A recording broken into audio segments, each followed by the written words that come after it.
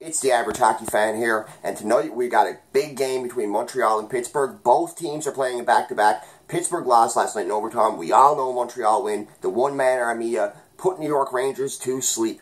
Anyways, guys, this is a win the Habs could definitely use. I believe if they did lose this game in regulation tonight, they wouldn't drop out. I haven't checked the standings today. I should have went and checked them before this, actually, but I literally just got off work. But I'm pretty sure they're 2 up on Pittsburgh now. So if they lose this game, maybe they drop below the second wildcard, or they be in the second wildcard. But either way, you don't want them to lose this game because Carolina's playing a weaker team in Florida tonight, and Montreal and Pittsburgh are playing each other. So I expect a playoff atmosphere tonight, and I expect Carey Price to be in net. I know a lot of people are saying Price shouldn't be ridden so much, and Niemi should be in net in the back-to-back. We all seen what happened when he played against Florida in the last back-to-back. It was the exact same situation. The Habs had to win this. They're pretty much all must-wins, but these truly are must-wins because if you lose this, you fall out of that playoff spot, and I do not want to see them once before the playoffs fall out of this spot. I want to see them maintain it, get the first wild card, get a bit of a lead with it, and comfortably get in there with the last 4 or 5 games and not have to give me and all the rest of Habs Nation an anxiety attack.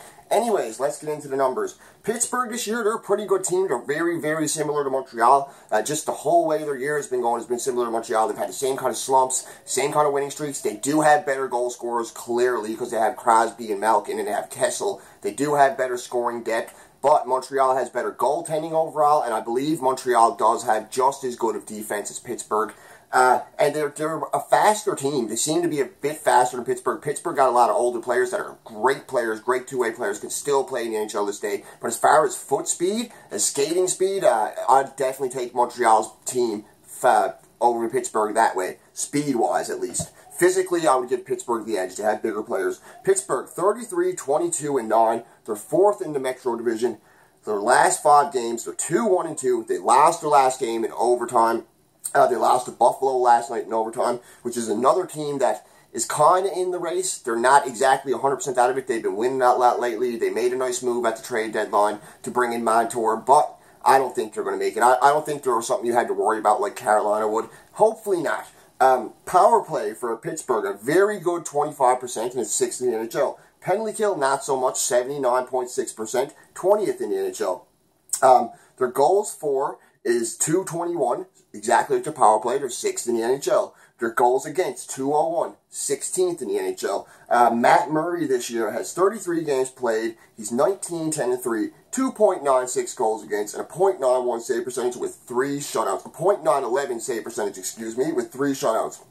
Casey DeSmith is their other backup. They had 3 backups listed. They also had Tristan Jarry in there, but he only has 2 or 3 games played, I'm pretty sure. I don't think he's a guy who's going to be starting. I don't follow Pittsburgh a lot, but I don't believe Jarry has played in a while, so why he's still listed as one of their backups on Sportsnet. The site I checked to get my stats this time was Sportsnet and Hockey Reference, and neither one of them, or both of them, had Jarry listed as a backup too. They had 3 goalies slotted for Pittsburgh. I don't know what's going to go there, but Casey DeSmith is the other guy I wrote down, so I really don't believe Jarry would be playing this game. 34 games played, 14 wins, 11 losses, 5 overtime losses, 2.86 goals against, .914 save percentage, and 2 shutouts. Very, very solid numbers for Casey DeSmith.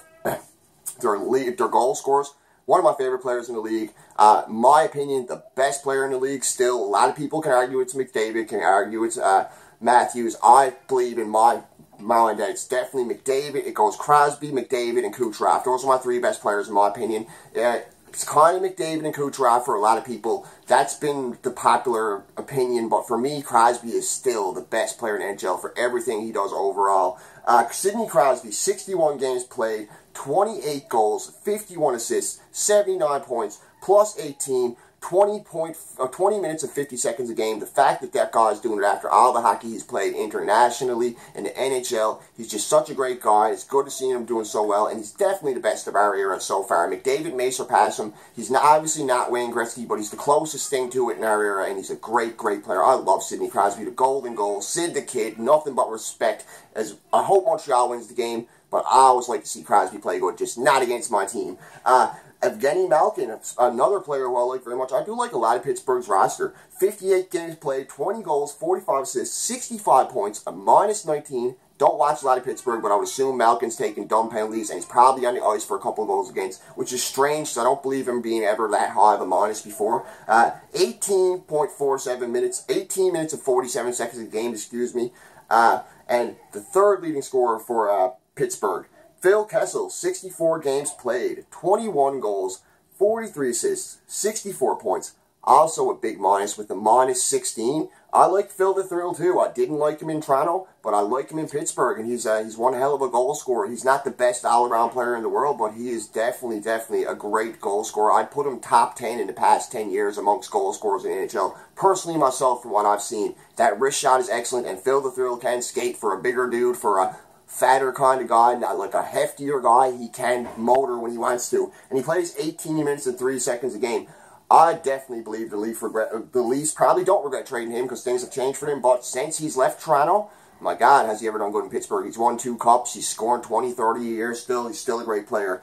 As for Montreal, they got some great players themselves, and they're on a good run. 35 wins, 23 losses, 7 overtime losses, 4th in the Atlantic Division. If you hear crashing in the background, guys, that's my daughter out playing with her new toys, so don't be surprised. She loves to smash her dinkies together. For a little girl, you'd think she wouldn't like dinkies. Loves them. 35, 23, and 7, 4th in the Atlantic Division. Last 5 games, they're 3-2-0. They won their last game 4-2 over the New York Rangers. The one-man army ate the entire Big Apple. Their last game they were 4-2. The power play, 12.5%, 30 in the NHL still. 80.3 on their penalty kill, 14th in the NHL. Their goals for is a solid 200, 12th in the NHL. Their goals against is a nice 188, 13th in the NHL. Carey Price, big game for Price last night. He definitely kept this team in the game, and he played really well. Down the stretch, he made some big saves. Montreal would not have won this game last night if Price didn't play like he did, because they didn't show up for the first 20 minutes of the game and the first 5 minutes of the second period. But Price held them in there, and he showed why he earns the money he earns.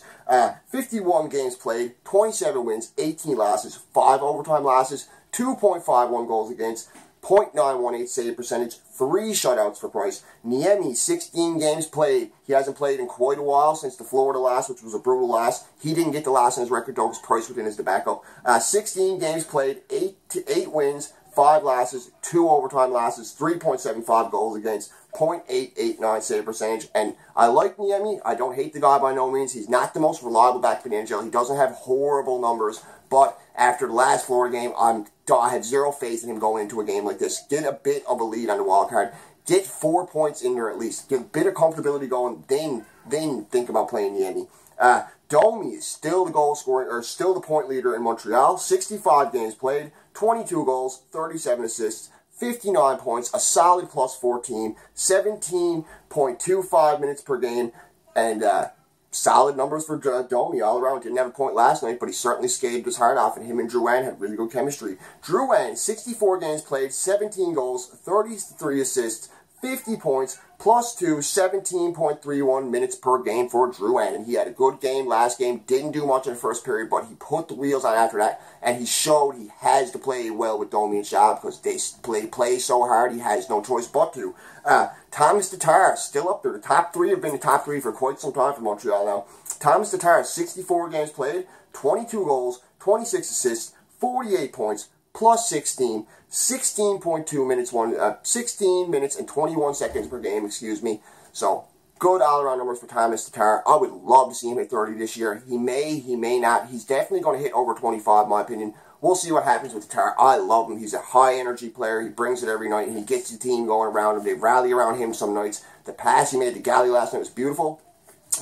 For Montreal to win this game, they got to be physical. They got to use their speed against Pittsburgh, but when Pittsburgh's hitting, they got to hit back. They can't let Pittsburgh get the body on them too much. Pittsburgh is the type of team, they are very physically strong. They can get down your own zone. They can pin you in your own zone. They can get traffic in front of your net. They can force your defensemen out and get their players in front of your goalie. So you need to play well defensively. They need to be strong against Pittsburgh tonight. I would love to see him get out to an early lead, because Matt Murray is a goalie who can be shaken if you get on him early. So those are my keys to victory for Montreal. I don't care about keys to victory for Pittsburgh. I would list them, but I do not want Pittsburgh to win this game.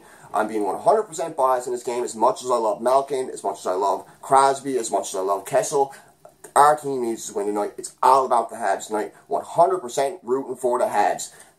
Go Habs, go. This is Mr. Average Hockey Fan. Don't forget to like.